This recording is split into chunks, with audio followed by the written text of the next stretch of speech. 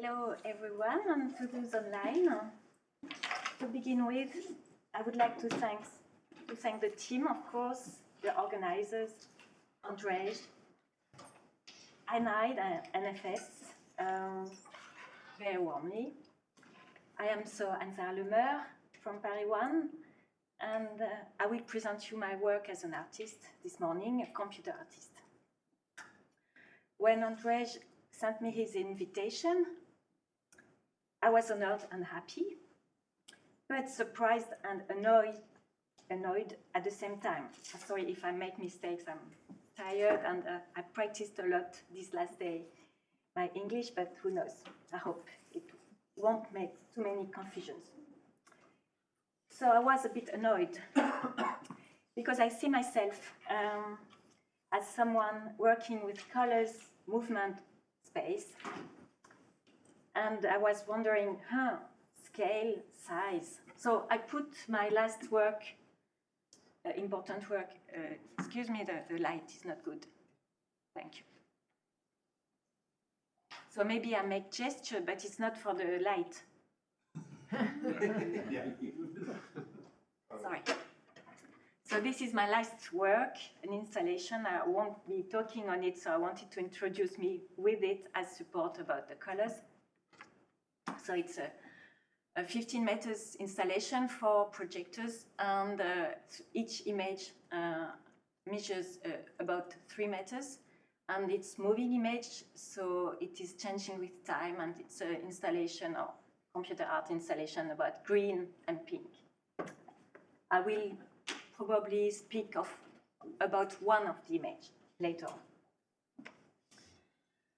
So size, scale, and scaling, I looked at the dictionary, and I tried to, of course, understand it in English and in French.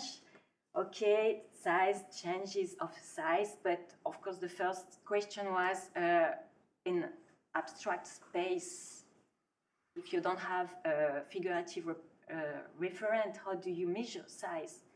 Because it's a kind of, you know the size of an object, recognizable object. So, okay, I understood, okay, it's the proportions of size and maybe the feeling of the size of the space. So I finish with the first pictures I wanted to show you.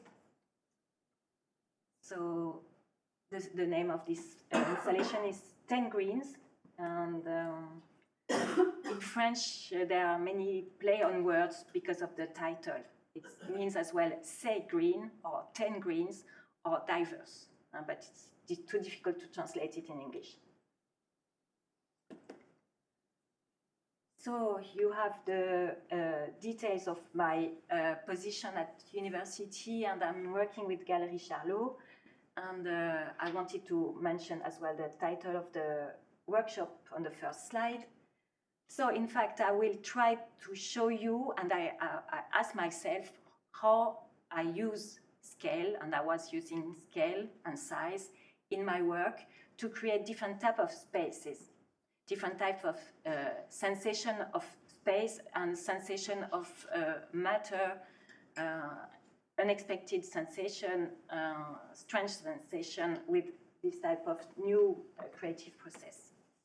So the first point would be about tactile sensations, then sensation of immensity, and then finally what I found at the beginning of my thinking about this theme is the contradictory sensation in the space that I will be showing you and I like to create.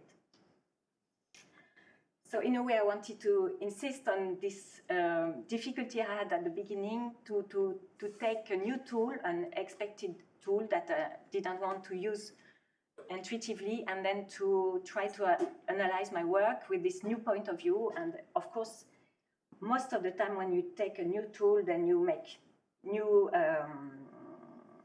discoveries. So not to forget, I put the bibliography at the beginning, some books I used a lot during my PhD, and for this talk I would have liked to have 2 months more. to read Daniel Arras, who was an important art historian in France, and he wrote a lot on details. I used a lot Gaston Bachelard during my PhD about the immensity of miniature and poetry of space and imagination of matter, or material imagination. And this morning I added the philosophy of no, because in fact it was an important book as well when I was writing my PhD, to understand that it is normal to be against the flow, and we need to have courage to have this type of position. And then François Cheng, poet and art historian who is dealing between Asian and Western countries, and to make understand the art of pictorial Chinese painting. And to finish with, of course, an artist, Henri Michaud, who was as well a painter, and from time to time he helped me to understand what I was looking for and to name some feelings. So, next step is to present myself very shortly. As a kid, I wanted to be an artist. So in my family, it was not seen to be a serious way of life and studium. So I had to study mathematics. I was a gentle girl, and I loved to learn. And so I could learn mathematics as well, but I didn't want to spend my whole life with numbers and functions. So after 2 years at the university, my parents found something in Paris about computer generative images, and they saw the computer, and I saw the art, and I saw as well the possibility to escape countryside and family. So I was happy to arrive in Paris 8. So it was a very pioneering place at this time, so 88. In France, there were 2 areas to study computer arts this time in Paris. So either Paris 8, where Deleuze and Lyotard as well taught, before my time, of course, and the famous art school for decoration. But in fact, it was more open. It was a different type of pedagogy. My teachers, I want to pay tribute to them. One is quite old, and the other one has just died a few years ago. Edmond Couchot, who is a pioneer for art and technology in France, and they created this studium or curriculum in Paris 8, where the aim was to develop the double ability, art ability and programming language ability. And it was not the case at the School of Decoration. So I arrived in Paris. I am 20, and I understand, okay, computer is a new tool to create art. A new tool, as I said, well, probably new art. What type of art? Who knows? But I understood that I had to use the language of the computer to create something new, so the programming language. First reaction, as I wanted to be an artist when I was a kid, and I was drawing a lot and dreaming a lot, etc. I thought, okay, but art is about emotion, sensation, irrationality, subconsciousness, etc., and programming language, mathematics, geometric, awareness, logic. It's not possible. Not possible. Well, how could it be possible to create with mathematical awareness art about sensation and emotion? And probably because I studied mathematics before, I love absurdity and I love paradox, and I said, maybe because it's impossible, maybe something new could emerge, or maybe who knows? If you don't try, you don't know. So you'd have to put it on the test, if I remember well, the expression that I learned this morning. So I want to insist on this. This paradox was a motor, an energy for me. Because I couldn't believe it could be possible, I was attracted by this option. So, but I studied mathematics. I like numbers, okay. but I didn't study programming language, and in fact, I'm not good at programming language, and that makes me suffer, in fact, when I program. So I had to find the option to make it very simple. It's important for me to understand what I do, but as well, in a way, the following intuition was, it's not because of the complexity or the difficulty, maybe complexity is a bit touchy, the difficulty of the process that it would bring a certain level of art. So my axiom, so the starting point is making the simplest way to see if it is possible to create art, and then maybe with more complex elements.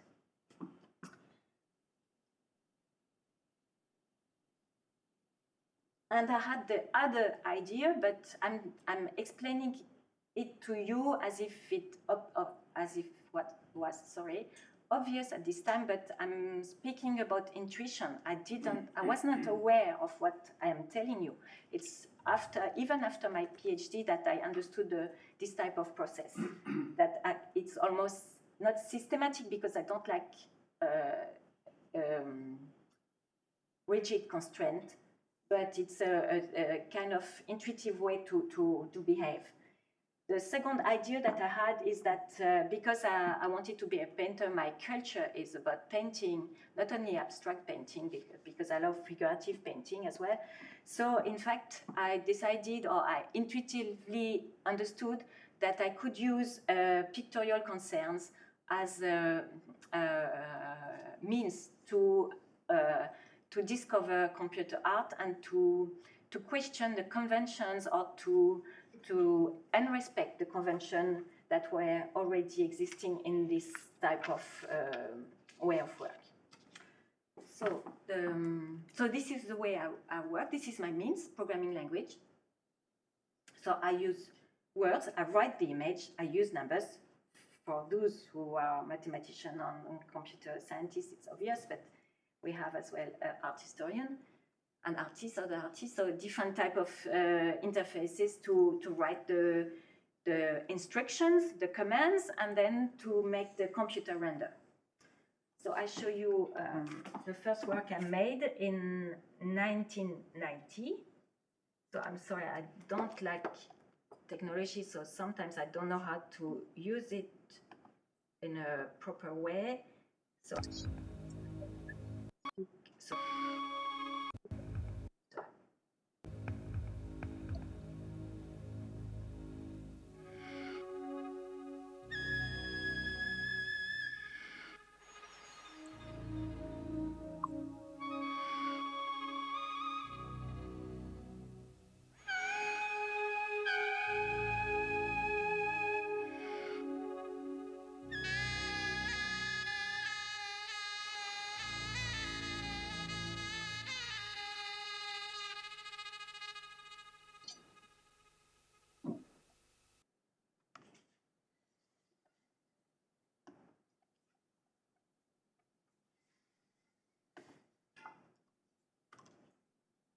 So as you've seen, I flattened the space.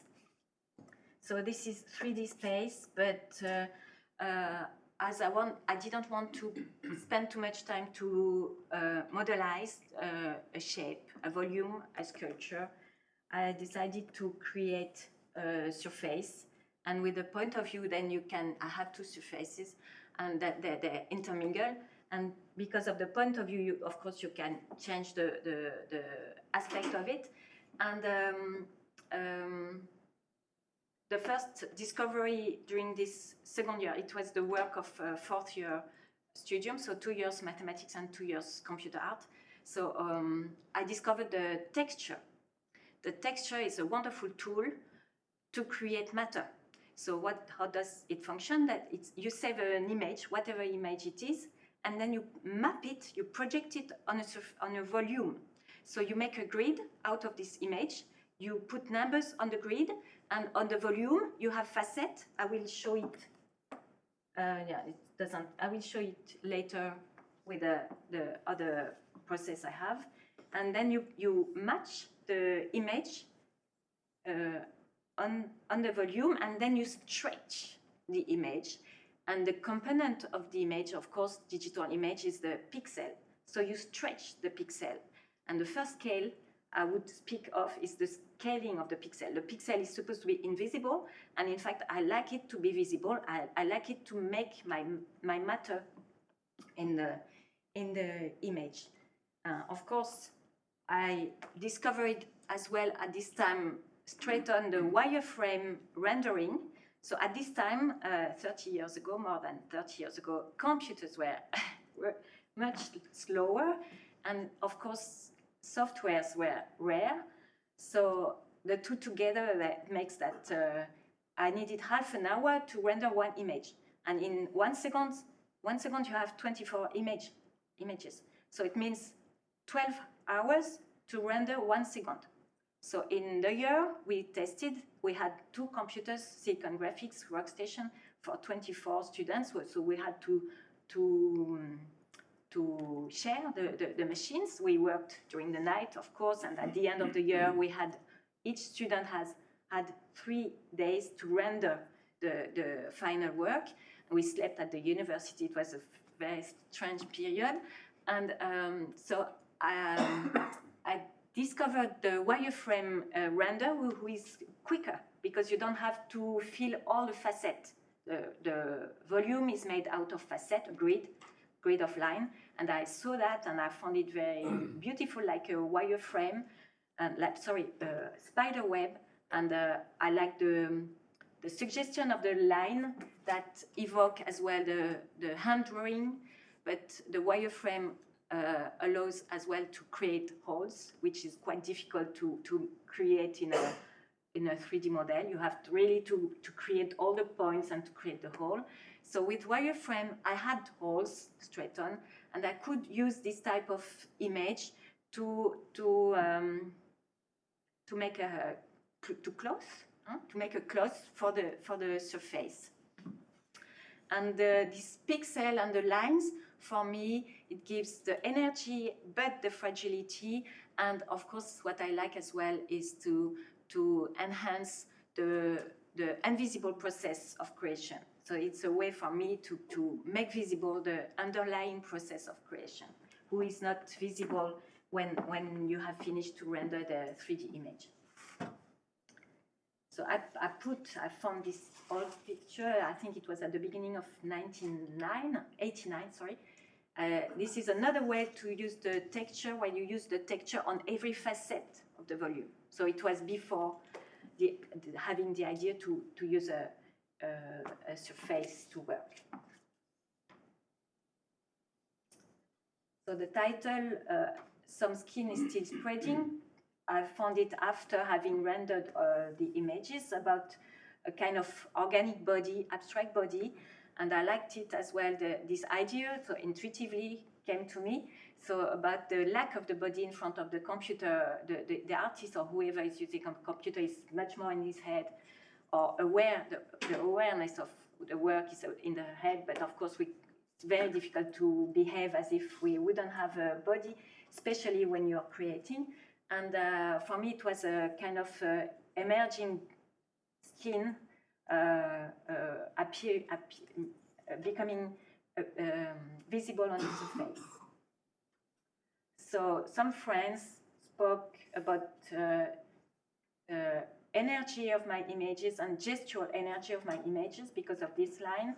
So I thought, okay, how about going on with the working about the body, expression of the body, not the image of the body, not a direct image of the body, but the expression of the body, and about the action painting and gestural painting. So my second work for the 5th year at the university, 3rd year in computer art, was about gestural painting. And at the beginning, I didn't want to speak about this work because I didn't have idea about scale. And Andres insisted, yeah, speak about your former work. So I thought, okay, what could I say? And in fact, gradually, I understood that it would be, I show you the first images. So it was not animated. It was in the beginning of the 90s. I must speak about the other professor I had, Michel Brett, who made the software. So it's a software where you program, but you don't have to declare the variable. It's much easier than the softwares or programming language for computer scientists. So it was made for artists, and he himself, Michel Brett, used his own software. He made a PhD in mathematics and a PhD in art, I think, and he made it for himself and for the students. And you see the texture as well, and the way to strengthen the images. Most of the time I was using wireframe images that I put on the shapes. And for this new project, I decided gradually to make swirl type of tubes that I make in circles or spirals, and I make them, there's an image later on, so you can see different type of texture. And what I could say as well here, that with digital means, you don't have matter, you don't have a material matter, so it's very easy. When you have a shape, you have multiple shapes straight on, just a number to multiply these shapes. Of course, then after that it takes time to render it, but this is one shape, and I have 5, I don't remember, I think maybe 4 or 5 point of view on the same shape, different points of view, and then it can create a more complex creation, and it's faster to have several shapes with one. And you have 2 layers. The background layers is made with wireframe. Even with wireframe, you can have several types of rendering with different type of different amount of points to render the surface.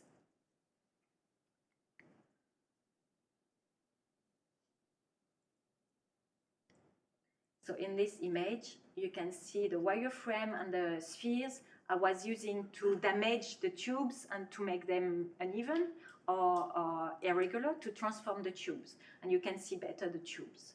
This is an image that I made, and it took me several years after my PhD to decide to show it, despite the roughness of it. But I like it as well, the violence I can see in it. And so this is the period of the project. It took me 3 years, 2.5 years to do it. Didn't have the computer at the university at this time. I was starting my PhD, the first year of the PhD, and I found the computer at the Ponts et Chaussées, so an engineer central laboratory, and I went then Friday, Saturday, Sunday to use their computer with the software of my university. So in the background, you see the wireframes, and on the shapes, on the volume, I use wireframes in a way that depends on the density of lines and points in the wireframe.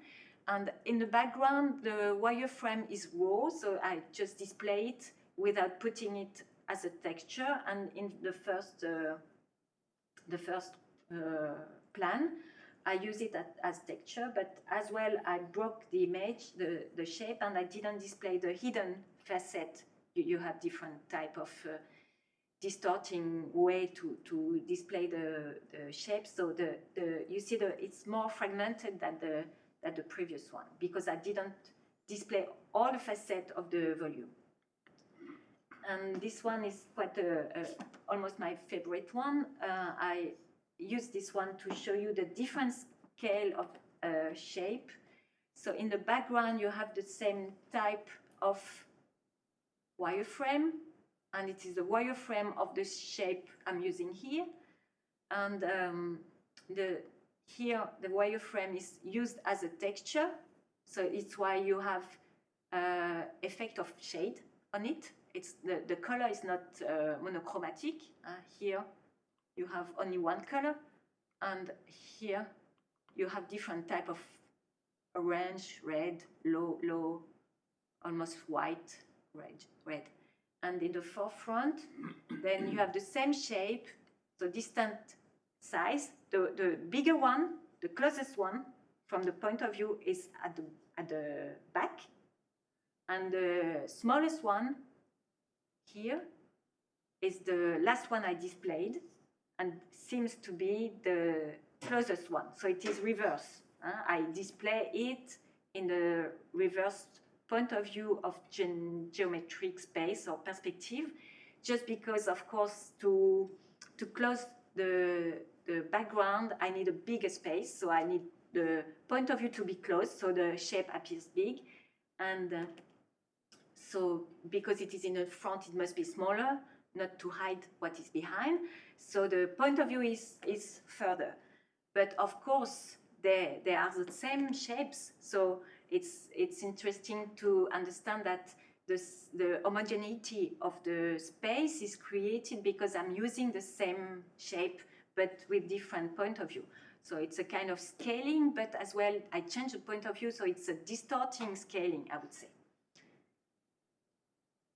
And of course, there's the texture, the transparency and the texture, and probably the blackness of the texture, and the swirl, the wind wheel of the shapes that I like very much, and all this texture of the lines and dots, and how the smallness of some elements, smallness or different type of size enhance a kind of immensity of the space.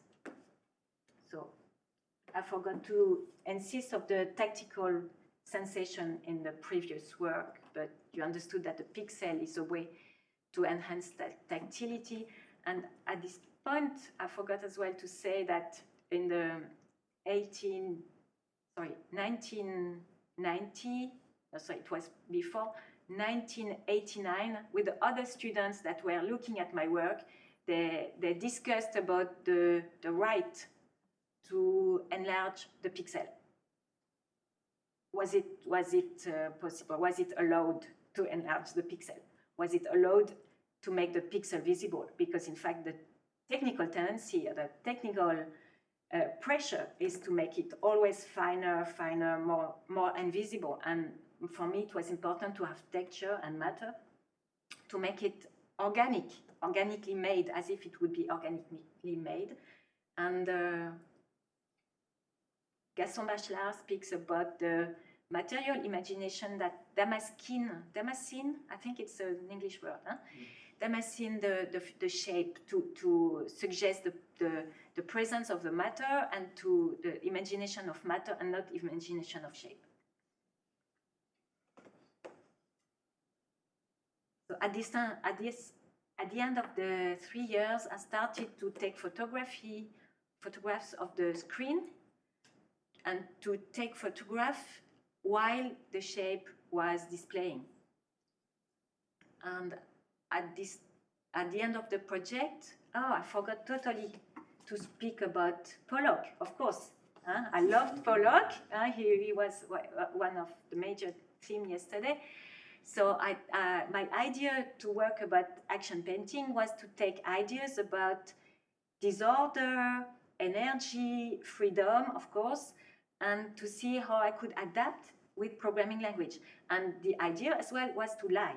Of course, it's a simulating mean, and I use this lying mean to lie about the way it is made. I didn't make any gesture to create this type of shape or images. I saw only words, numbers, functions, and tenacity, probably. And I look a lot at the shapes and the image appearing. So at this period, at the end of this period, I saved different stages of the image. So I could show the different stages of the image, and I was interested as well in filling gaps between these layers. Is it possible to measure this type of distance? And of course, the biggest are the closest to the point of view, and the last that I display are the furthest in the point of view system. But of course, the point of view system of the machine or of the screen is not my own point of view. So the last work I made always fuller and fuller and fuller. And you still see some element, creative element to disturb, to break, to damage the perfection I was fighting against perfection of 3D images. So, and then I made an animation out of these ideas. So I had a residency in Marseille with a place, Brouillard Précis, that doesn't exist anymore. It took me 6 months to create it, so it's almost 8 minutes. I won't show it that long, so I still have 10 minutes.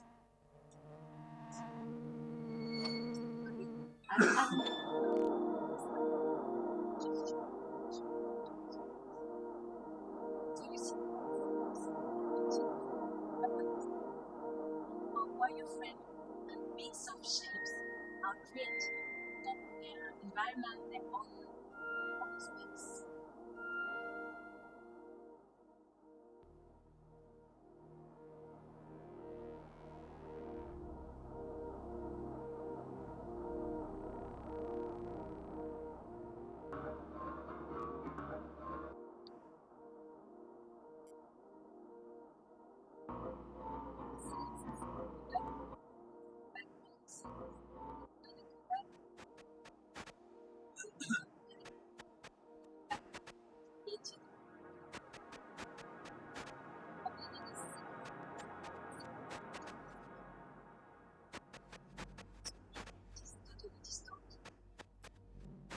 Point of view is changing.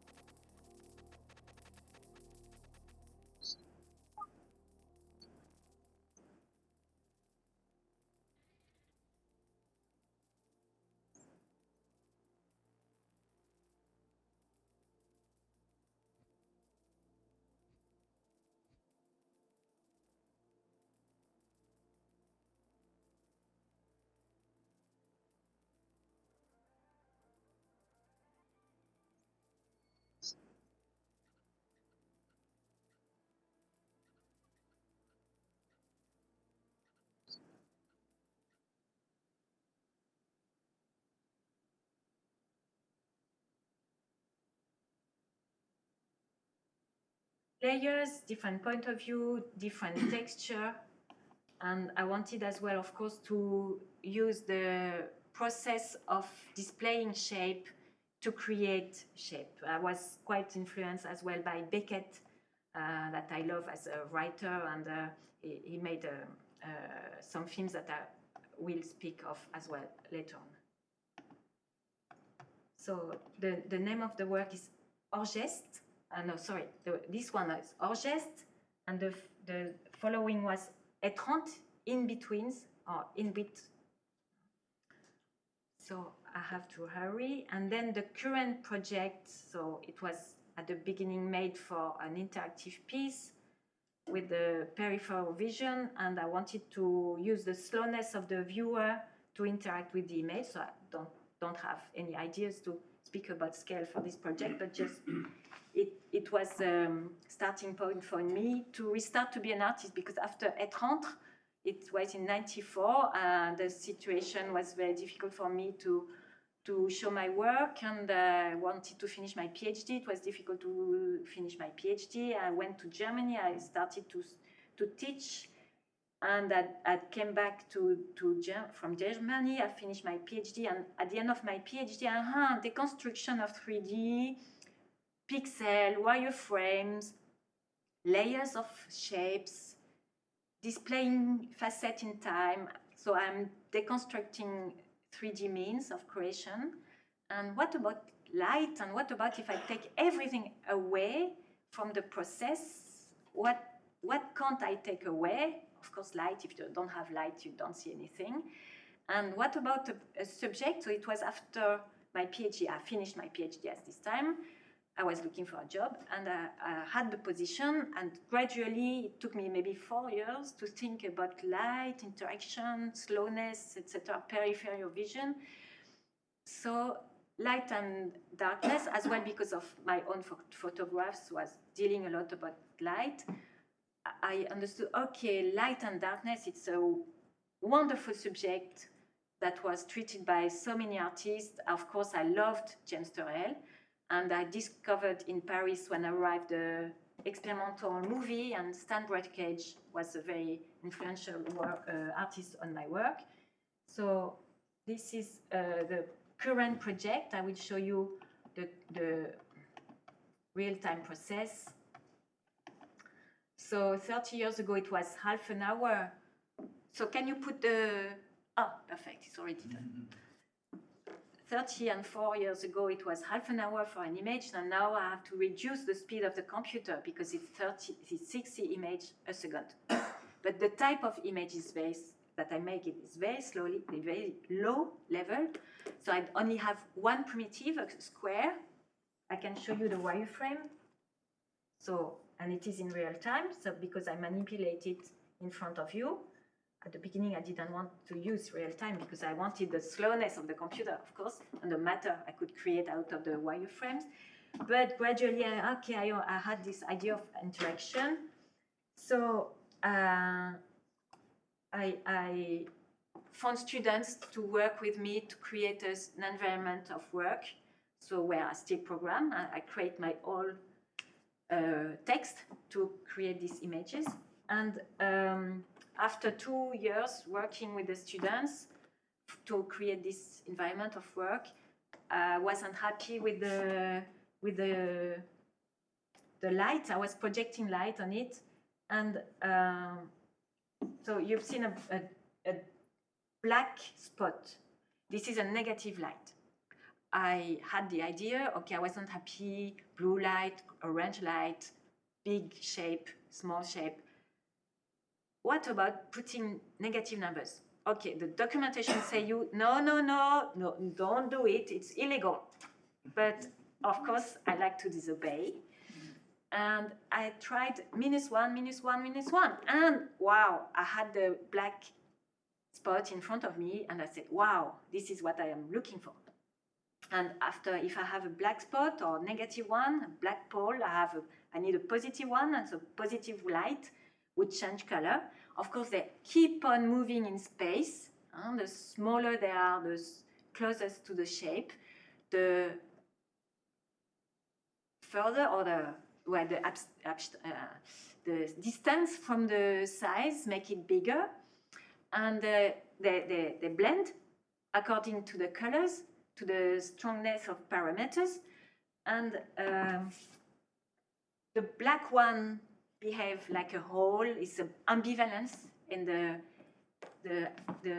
sensation of it's easier to use it when it is together. And what I want to insist on is because it's blurred, the outlines are blurred, and it's difficult to understand where it is. Of course, it's only a surface, so it's only illusion of whole, illusion of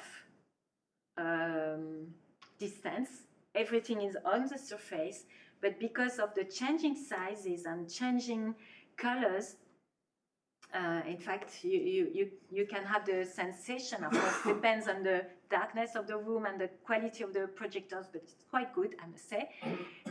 You have the feeling of matter, of substance, or whole, and it's all changing all the time. And now there's another element I haven't spoken of. It's this red line that is appearing, and we call that a fog. I will try to change it, make it more visible. And so I have always this temptation of playing with showing, not showing, hiding, showing, etc., and changing sensation of space, probably of time as well, while it is displaying. Thank you.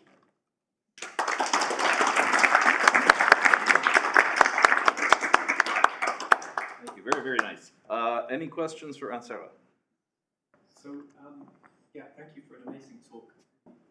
Yeah, I sort of intrigued. You mentioned about the pixel size and so on, and so I guess one of the things I like about the early work is that you can see the pixels, and so you understand immediately the medium is a computer, and you can really see what the form is. And so I wonder, have you gone back to any of those old pieces of code and re-rendered them with modern sort of computers, and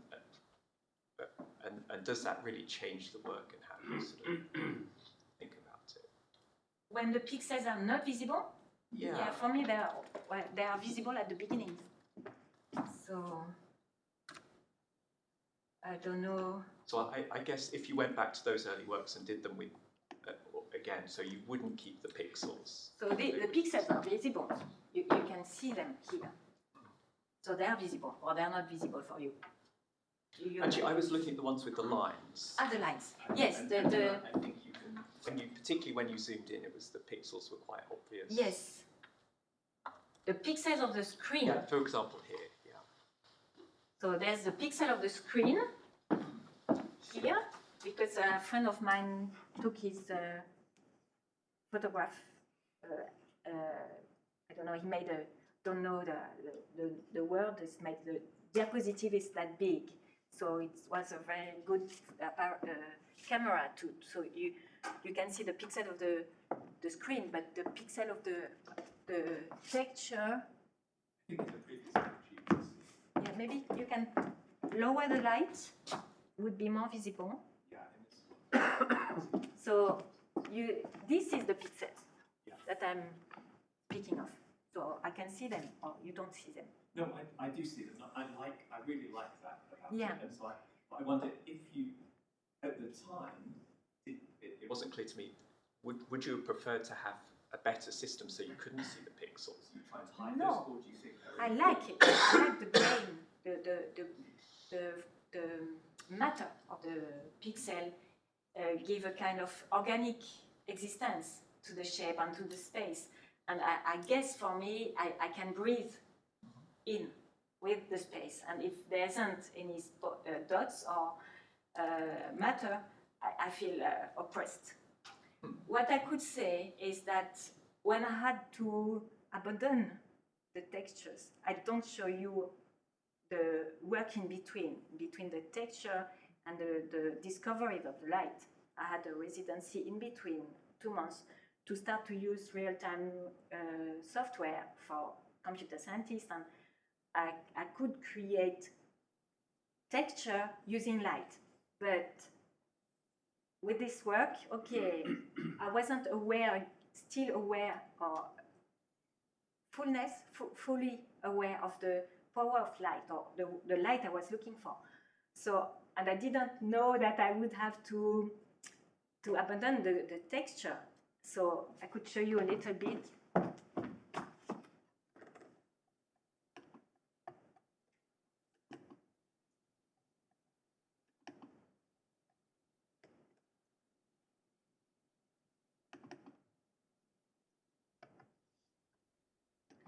So it was real time, and at the beginning there is no texture. Can you, yeah. And gradually, so I worked 2 months, 2 weeks working, 2 weeks rest, 2 weeks working, 2 weeks rest, because it was too difficult to start again to work. And real time, you have all the time some moving shapes on your screen. So when I was closing my eyes for lunch, I was seeing the movement. And of course, in the previous work at Rentre, I wanted to go slower, but it was difficult. The rendering time is a matter of money. So the slower you go, the longer time you need to render it. So, can't see anything? Ah, yeah, because it's very dark. And I show you, so it's, so I was still using texture with light. And when I was working with the students, the software, this kind of software was a lower level of this type of software, and I couldn't control light and texture, so I had, and I found the light, the black light, which was not the case at this time. And I said, okay, I have to forget about texture. And then one point, when I saw the black light, I was impressed. The ambivalence of it, the strength of it, I don't know, it's kind of a wonder for me, this black hole, this black spot. And so I had to find the courage to defend it at the same time, and the minimalism of the work as well, because it's almost nothing. You see nothing. Some people tell me it's nothing.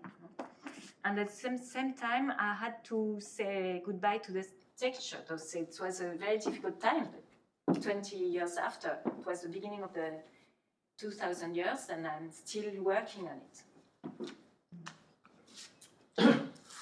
Yeah, I love the talk. I love the pieces. I love the fragility and the violence of some of them, as you put it. It was a heady combination. I love the later pieces with this black spot, because the screen actually has a black border and is actually white.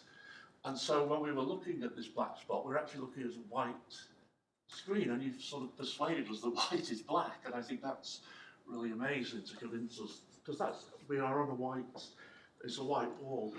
But my question is to do the skin one. I love the skin one that you started with, because that's in maths a 2D surface in a 3D space, and then you squish a dimension out of it. I'm very interested in this squishing a dimension. You put it into 2D, we look at it, and then we pop it back into 3D in our heads. And that's very interesting. And I wonder now, there's a lot of technology that goes straight to 3D now. I mean, every kid has got a virtual reality headset, and there are now ways that you can now draw space curves and things in 3D. And I'd love to know if you would be able to make these fragile, violent things in 3D that I could then... You mean immersive in a somehow those things in 3D. What I'm thinking of is this spacecraft we sent to outer space, and we drew a picture on it of sort of Adam and Eve, a naked man and a naked woman with lines. And I thought, this will not just tell the aliens about what we look like, but how we perceive the world, that we think those lines are important. Or maybe aliens think like bats or dolphins, or have some gassy thing like your art as a way of perceiving it. And I'd love to see what you do. Have you explored going straight to 3D, or do you want to stay on the 2D surface? Well, I have this cylindrical screen that is a kind of immersive way. The image is escaping the gaze, so it's not that the total space is used all the time. So it's still a 2D screen though, isn't it? Yes. Still a 2D screen. So I'm trying to have more experiences in helmet. I've seen some elements that are interesting, but I find them, and I'm using peripheral vision. I would love to use peripheral vision, because I'm using, in this interactive work, I display the shape behind. So you enhance, so you develop a sense of space, because you have to go slowly with the shape that is behind you and moving according to what you do or what you don't do, and the longer you stay, the more visible it becomes. So I need experiences to develop, to dream. It's difficult to imagine something without having any experience of it. The helmets are heavy and comfortable.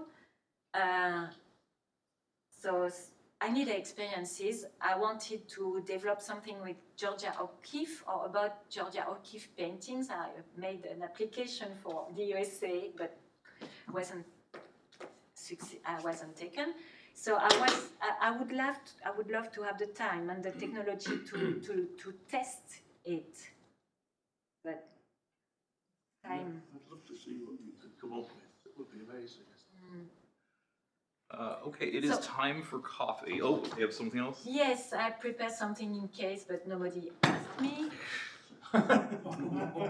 And I brought some new works as well. So I started 5 years ago to make bigger prints. I do prints because, of course, I try to sell my work. And sorry for my head. The idea was to show the sizes of the prints. So I found a gallery in Nice with a bigger size, with a bigger space than the one in Paris. So he told me, okay, well, but making bigger, money, transportation, manipulation, storage, but of course visibility of bigger size of images. But of course the difficulty to choose images that are good and interesting to make bigger. When you make bigger, you make the defaults bigger, not only the quality, but defaults. And it's not, I wanted to speak about the surprise I had for the second exhibition in Nice, where the green image on the right resist to my desire to make it bigger. So of course I tried to find images that go together, and the one on the left is good in big size, and the green one, well, green is a very difficult color to print and to match as well with others. So this image didn't want to be big.